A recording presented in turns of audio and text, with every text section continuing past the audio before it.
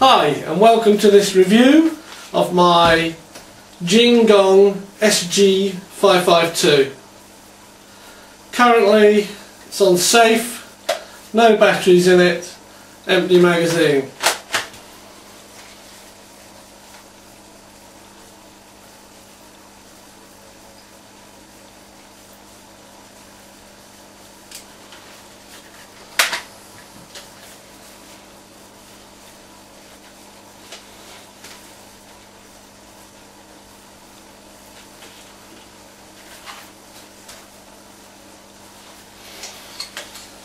The overall length of the SG552 is 28 inches and that's equal to 71 centimetres. With the stock in the folded position, that length is reduced down to 18.5 inches and that's 47 centimetres.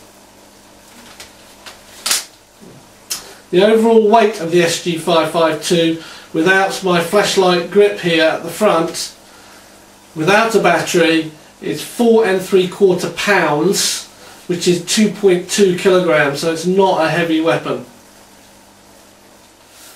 The stock here is hollowed out, as you can see. Plastic with a rubber mould fitted on the back here. This part of the stock is used for your sling point, and this part of the stock is used when the stock is folded. It locks onto the front receiver by giving it a little knock, and it holds the folded stock in place.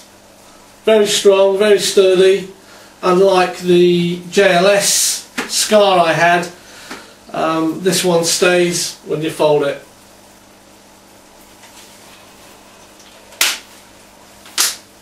There's a button on this side made out of die-cast metal. Push it in and it releases the stock for folding. There is a little bit of movement at the hinge point when the stock is left free like this, which of course it shouldn't be. It should either be fully locked in the open position or folded away and locked in place in that position. So even though there is a little bit of wobble on the hinge, it doesn't really matter. The pistol grip is the same material as the stock. It's plastic. It can shine up a bit where your hand goes around it here. Apart from that, it's quite nice and chunky. It's comfortable to hold. And we'll stay down this area at the moment because we come to the trigger and trigger guard. Now the trigger is plastic. The trigger guard is pressed metal, and it can be twisted out of the way like so.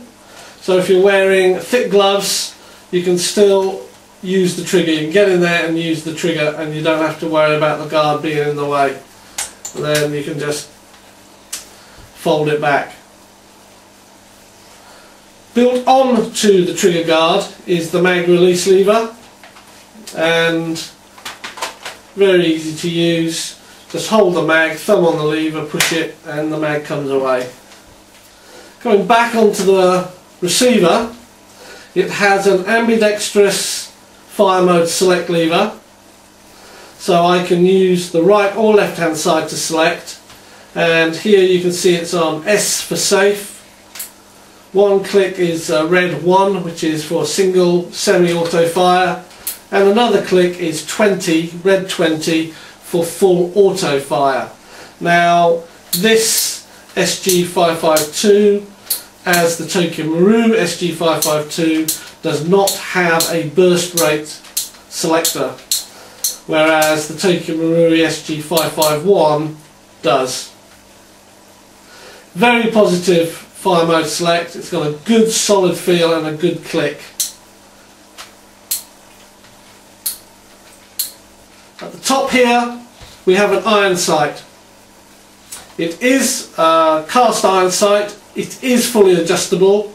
There is a screw here that you can put a screwdriver into to change elevation, and there is a big screw head here that you put a screwdriver into to change it for windage.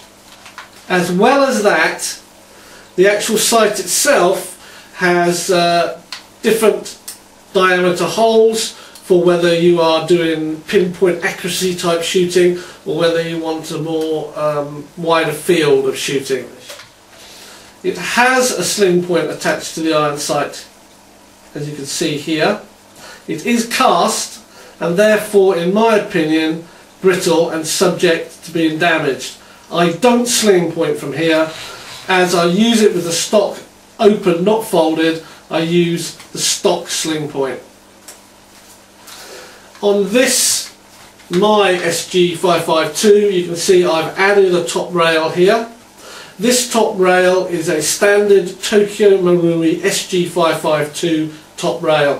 Fits like a glove. No problems at all. It's exactly the same spec.